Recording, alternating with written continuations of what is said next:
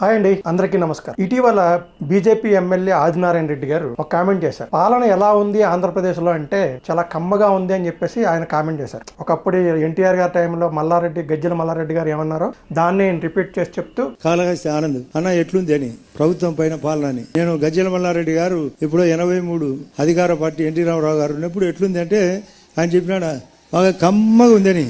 పాలన ఎలా ఉంది అంటే కమ్మగా ఉంది. అన్ని కులాలని కలిపి మీకు అర్థం చేసుకోండి, అన్ని కులాలను కలిపి పాలన ముందుకు సాగాల కానీ ఒక్క కమ్మ కులం వారిని అభివృద్ధి చేస్తూ ముందుకు సాగకూడదు అనే విధంగా ఆయన మాటలు ఉన్నాయన్నమాట. ఇప్పుడు కూడా ఇంకా కమ్మగానే ఉంది, అట్లే అది పోవాలా, కమ్మటి పరిస్థితి పోవాలా. అందరం ఒకే కులంలో అందరూ పనిచేసే వాళ్ళందరికీ ఎవరు గట్టిగా పనిచేస్తారో వాళ్ళకి అవకాశం ఇవ్వాలి.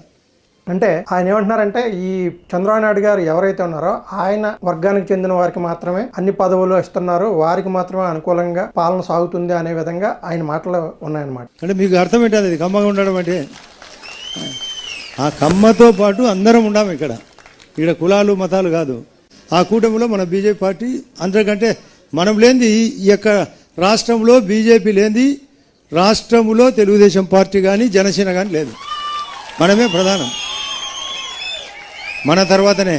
అయితే ఇది ఎంతవరకు నిజం, అసలు ఇలాగా చంద్రబాబు నాయుడు గారు చేసే అవకాశం ఉందా, అసలు ఈ కులాలు రాజకీయాల్లో ఎంతవరకు చూస్తాయంటే డెఫినెట్గా రాజకీయాల్లో కులాలు అనేది చాలా ముఖ్యమైన పాత్ర పోషిస్తాయి, అందులో అయితే అబద్ధం లేదు. కానీ చంద్రబాబు నాయుడు గారు కులాలకు ఎంత ఇంపార్టెన్స్ ఇస్తారు, జగన్ గారు కులాలకు ఎంత ఇంపార్టెన్స్ ఇస్తారు, అలాగే పవన్ కళ్యాణ్ గారు కులాలకు ఎంత ఇంపార్టెన్స్ ఇస్తారు అనేది చూస్తే నిజానికి చంద్రబాబు గారు కానీ జగన్ గారు కానీ కులాలకి అంత ఇంపార్టెన్స్ ఇస్తారు అంటే, ఈవెన్ పవన్ కళ్యాణ్ గారు కూడా ఇస్తారు అంటే మనం నమ్మడం కష్టం. ఎందుకంటే ఈ కులాల కంటే కూడా అతీతమైన శక్తి ఒకటి ఉంది, అదే ధనకులం. ఈ కులానికే చంద్రబాబు గారైనా జగన్ గారైనా ముఖ్యంగా ఇంపార్టెన్స్ ఇచ్చేది. ఇందులో ఎక్సెప్షన్ అయితే పవన్ కళ్యాణ్ గారికి ఉంది. ఆయన ఈ ధనకులం అనే దాన్ని పెద్దగా పట్టించుకోరు అని మొన్నటి వరకు అనుకున్నాం, మొన్న రాజకీయాల వరకు. కానీ ఆయన కూడా తప్పనిసరి పరిస్థితుల్లో ఇంకా చంద్రబాబు గారితో కలిసి సాగాల్సి వచ్చినప్పుడు ఆయన కూడా ధనకులానికే ఓటేశారని చెప్పొచ్చు. ఈ మొన్న 2024 జరిగిన ఎన్నికల్లో ఏంటి చంద్రబాబు గారు ధనకులానికి ఇంపార్టెన్స్ ఇవ్వడం ఏంటి, కమ్మ కులానికి ఎవరేంటి అని అనుకుంటున్నారా? లేదు, ఆయనకు మనసులో అయితే తమ కమ్మ కులానికి వారికి అన్ని ఛాన్సులు ఇవ్వాలని ఉంటది, కానీ దానికంటే శక్తివంతం అనేది ఈ ధనకులమే.